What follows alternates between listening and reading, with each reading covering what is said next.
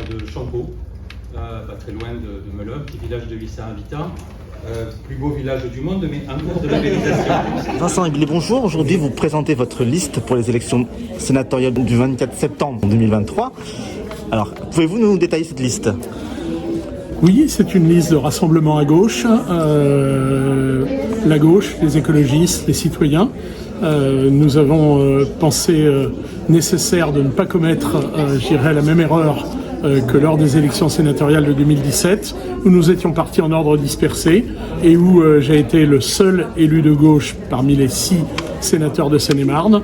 Donc cette fois-ci, nous formons, un bloc cohésif avec nos partenaires, moi-même pour le Parti Socialiste, mais également Marianne Margaté pour le Parti Communiste, aussi Marie pour Europe Écologie Les Verts, et puis d'autres personnalités, de façon aussi à assurer une représentation complète des territoires sénémarnais, du nord au sud, une diversité des positions électives. Les 8 candidats de cette liste sont tous des élus locaux. Il nous a semblé que c'était nécessaire de façon à faire vivre, cette logique de rassemblement et à optimiser nos chances pour ce scrutin. Quelles sont les grandes lignes de votre programme ?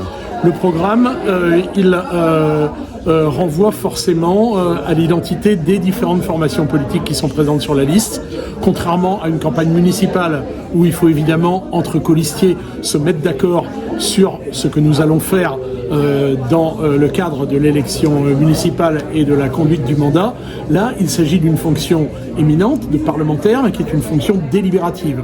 Donc chacun d'entre nous, si nous avons 2 ou 3 élus, chacun d'entre nous siégera dans un groupe politique différent. Donc nous ne sommes pas d'accord sur tout. Si par exemple vous m'interrogez sur nos positions relatives au nucléaire, entre mes collègues du Parti communiste et les écologistes d'Europe Écologie Les Verts, vous allez sentir, plus que des nuances.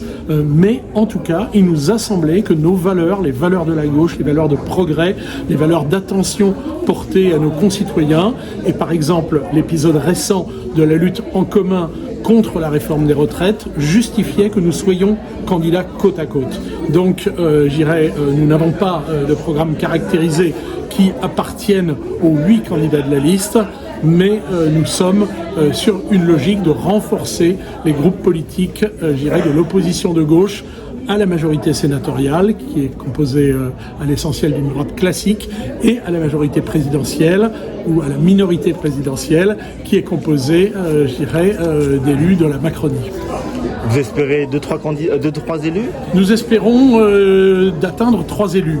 Ce n'est pas impossible, puisque en 2004 ou en 2011, rassemblée, la gauche avait obtenu 3 élus sur 6 en Seine-et-Marne. En 2017, nous y avons échappé parce que nous étions divisés. Il faut absolument qu'en 2023, on retrouve, cette représentation au moins de la moitié des parlementaires du département. Merci M. Eblé. Merci beaucoup. Marianne Margaté, bonjour. Vous avez intégré cette liste, la liste Vincent Eblé, une liste rassemblée. Oui. Alors pourquoi avez-vous intégré cette liste ?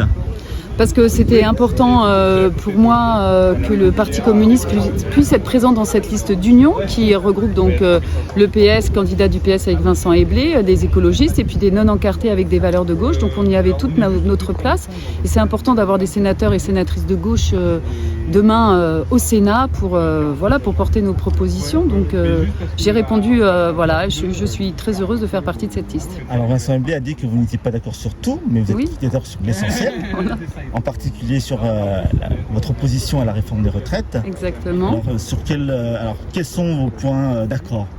Nos points d'accord, je pense qu'il y a en effet sur la question des retraites et puis sur la question d'une meilleure répartition des richesses et une certaine justice fiscale. Nous sommes aussi d'accord là-dessus. Et puis sur des questions de santé, de logement, de transport, on partage la situation actuelle qui est quand même très dégradée et puis la nécessité d'une intervention publique plus forte.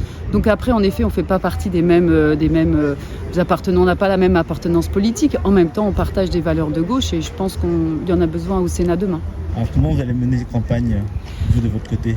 Alors, déjà auprès des élus communistes et républicains de Seine-et-Marne, mais aussi auprès de tous les maires et tous les élus que j'ai pu côtoyer dans mon mandat de conseillère départementale, avec qui j'ai travaillé, d'ailleurs, quelle que soit leur étiquette politique, et avec qui j'ai travaillé.